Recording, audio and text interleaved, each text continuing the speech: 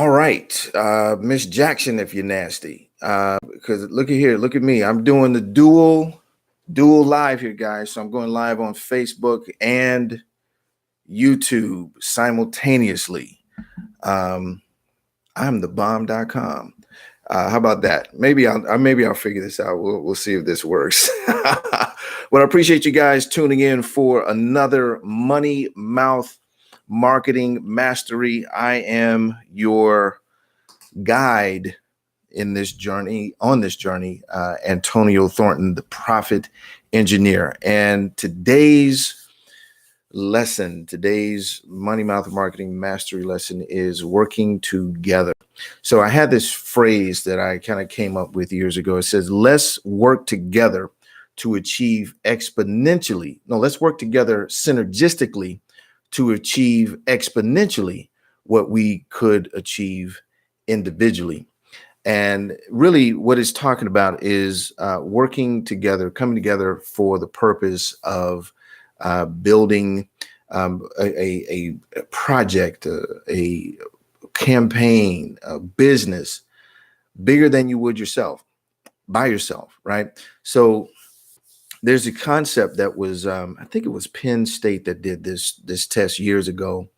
They took one horse to pull this weight. They found that, this one horse could pull like 700 pounds. And then they took this other horse that can pull like 800 pounds. But together, the horses were able to pull 2,000 pounds, right? So you think, well, wait a minute. If one could pull 7 and one pulled 8, that's 1,500 pounds, right? Well, but working synergistically, they were able to pull 2,000.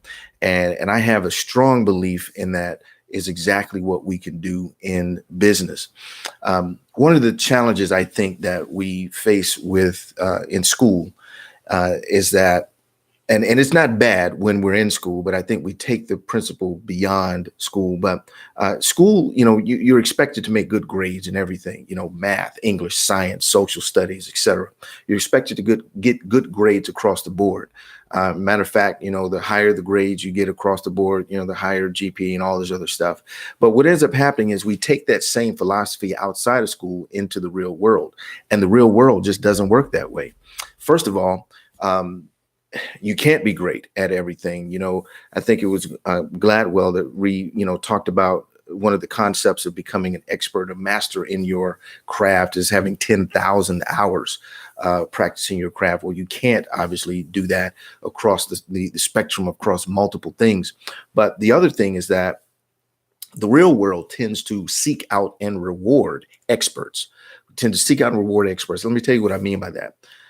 You'll find that a surgeon is typically going to make more than a general practicing doctor. You'll find that an attorney who focuses on business law tends to make more than a general attorney. And you'll find that across the board, the guy who just works on Teslas makes more than the guy who works on all other cars.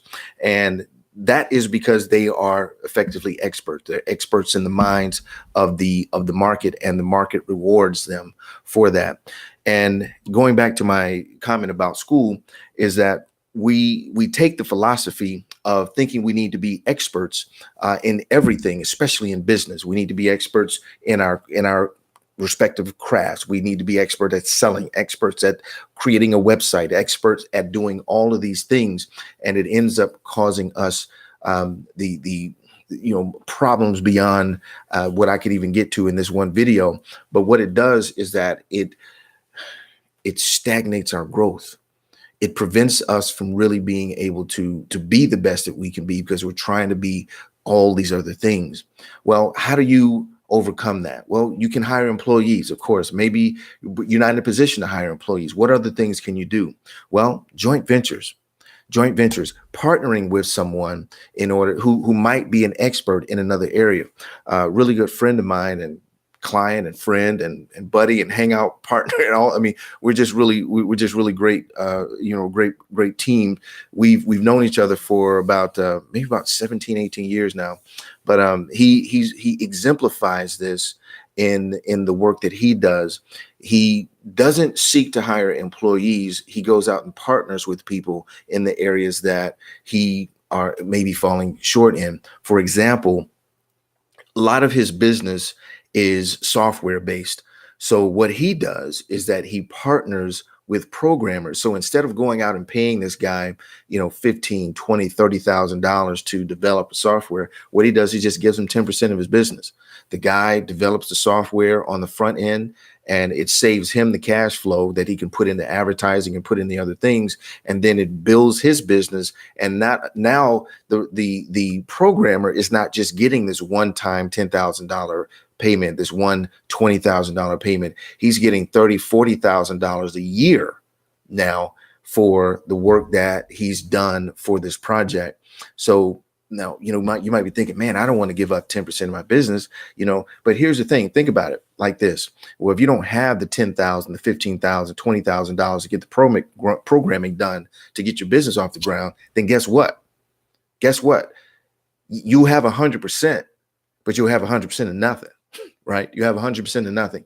And that's one of the things that holds a lot of people back, is that, they don't want to give up this. They want to give up control or whatever the case may be. So what they end up doing is doing nothing a lot of times.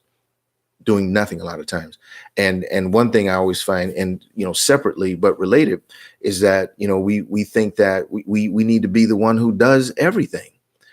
And I think a lot of that comes from the way people are kind of portrayed in the media. You might see someone like a Oprah Winfrey or Bill Gates. You see those people as individuals, but what we don't see is they have teams of people around them, to get them to the point of where they are and being able to do what they do in their businesses. And that's the same philosophy and the same mindset that we have to have, is partnering with other people in areas to get us to where we may not be able to get on our own.